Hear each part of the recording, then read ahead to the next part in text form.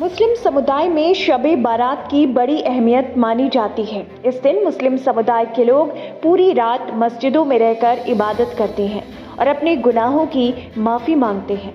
वहीं कब्रिस्तान में दुनिया से रुखसत हुए अपनों की कब्रों पर जाकर उनके लिए दुआएं मगफिरत करते हैं, जिसको लेकर मुरादाबाद में भी तैयारियां की गई थी। शाम होते ही मुसलमानों ने मस्जिदों का रुख किया और अल्लाह की इबादत की, तो वहीं कब्रिस्तान में हाजिरी के बाद मुसलमान पूरी रात जागे और इबादत की। इस दौरान मुसलमानों ने अल्लाह से गुनाहों की माफ़ी मांगी और मगफिरत की दुआ की। मुरादाबाद की जामा मस्जिद, कचहरी वाली मस्जिद के अलावा कई मस्जिदों में सामूहिक दुआ हुई। तो वहीं मुरादाबाद के ईदगाह के मैदान में हर साल अज़मत-ए-इस्लाम कांग्रेस के नाम से एक जलसे का आयोजन किया गया, जिसमें मुरादाबाद और आसपास के उलेमाओं ने शिरकत की। इस दौरान हाजी अरशाद अली रिजवी ने बताया कि पिछले 28 सालों से ईदगाह के मैदान में ये अज़मत-ए-इस्लाम कॉन्फ्रेंस कराई जाती है। उन्होंने बताया कि इस जलसे को सुनने के लिए मुरादाबाद और आसपास के ज़िलों से 20 से 25 हज़ार लोग शामिल होते हैं। वहीं इस रात में अल्लाह अपने बंदों के रिज़्क में बरकतें अता फरमाता है।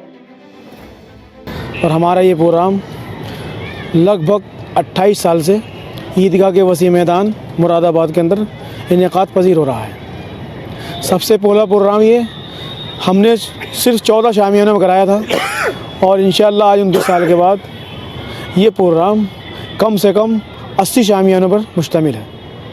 ये प्रोग्राम किस वक्त शुरू होकर कब तक चलता है? ये प्रोग्राम बाद नमाज़ से शुरू होता है और हर साल शहर शाम को रात को 2 बजे दुआ का इख्तिताम होता है। क्या ख़ास पैगाम यहाँ से दिया जाता है? कौन कौन हज़रात उलमा किराम इसमें? यहाँ से हमारी रिवायत रही है कि लोगों को इस्लाह का पैगाम दिया जाता है कि अपने वतन से मोहब्बत करें, आपस में इत्तेहाद कायम करें, बड़ों का अदब करें, छोटों पर शफ़क़त करें और सुन्नत नबी की पाबंदी करें।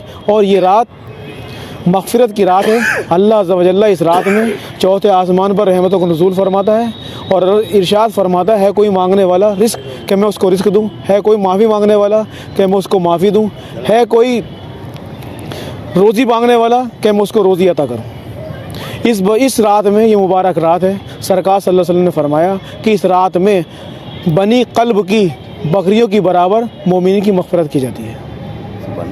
कौन उलमा इकराम इस यहाँ 28 साल से मुख्तलिफ़ उलमा इकराम इस स्टेज से ख़िताब कर चुके हैं, जिसमें शाहिद रज़ा साहब लंदन से आ चुके हैं, अल्लामा कमरुद्दीन अज़हर अमेरिका से आ चुके हैं और शहरयार साहब मधुबनी से आ चुके हैं, ग़ुलाम मोहिद्दीन सुबहानी गोंडा से आ चुके हैं और दीगर मुख्तलिफ़ शहरों से और बैरून हिंदुस्तान से भी उलमा इकराम आकर इस स्टेज पर ख़िताब फरमा चुके हैं। मजमे की बात करें तो कितना मजमा मौजूद है? यहाँ पर मजमा कम से कम 20 से 25 हज़ार का मजमा मौजूद रहता है और यहाँ ईदगाह के मैदान में कब्रिस्तान भी है। लोग अपनी ख़बरों पर, अपने बुज़ुर्ग की ख़बरों पर आते जाते रहते हैं। एक जम गफ़ीर रहता है, क्योंकि अब से 28 साल पहले इस ईदगाह के मैदान में आतिशबाजी का मुकाबला हुआ करता था।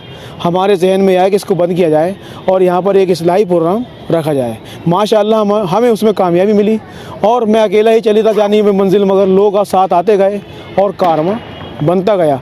आज हमारा प्रोग्राम शहर के मशहूर प्रोग्रामों से एक है और पश्चिमी उत्तर प्रदेश में मैं कहना चाहूँगा कि सबसे बड़ा प्रोग्राम है। आसपास के ज़िलों से भी लोग यहाँ पर शामिल हैं? आसपास के ज़िलों से भी आते हैं और देहात से बहुत लोग हमारे यहाँ तशरीफ़ लाते हैं और इस रात की रौनक को बढ़ाते हैं। ये नाइयों वाली मस्जिद है असलतपुरे में। यहाँ शब बारात के मौके से अवाम और ख़वास का एक बड़ा मजमा इकट्ठा था और उनसे गुफ्तगू में यही बात कही गई कि ये मौका है कि हम अपनी कोताहियों पर अल्लाह ताला के दरबार में माफ़ी के तलबगार हों, अपनी अमली ज़िंदगी को बेहतर बनाने की कोशिश करें, हम दीन की भी खिदमत करें, मिल्लत की भी खिदमत करें, मुल्क व वतन की भी खिदमत करें और अपने दीन, अपने ईमान, कुरान, हदीस और शरीयत को मजबूती से थामे रखें।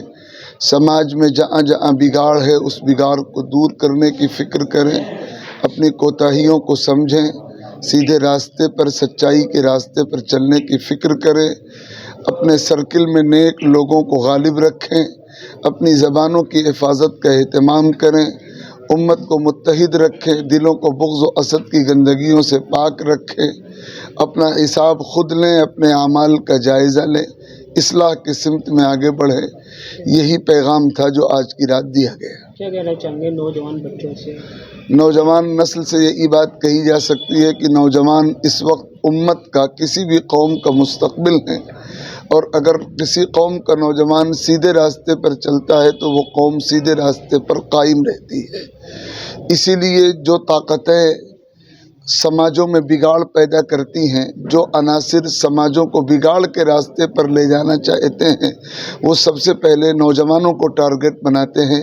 اسی لیے نوجوانوں کو مقصدیت کے راستے پر لگانا، یہ کسی بھی سماج میں اصلاح کا، سدھار کا کام کرنے والے گروپ کی بنیادی ذمہ داری ہوتی ہے۔ ہم مستقل نوجوانوں کو یہ پیغام دیتے رہے ہیں اور آج بھی یہ پیغام دے رہے ہیں کہ وہ اپنی ذمہ داریوں کو سمجھیں۔ آنے والے کل میں انہیں امت اور سماج کی قیادت کرنی ہے، اس لیے انہیں خیر کے راستے پر، سچائی کے راستے پر، اصلاح کے راستے پر قائم رہنا چاہیے اور کسی بھی قسم کے بگاڑ سے اپنے آپ کو دور رکھنے کی پوری فکر اور کوشش کرنی چاہیے۔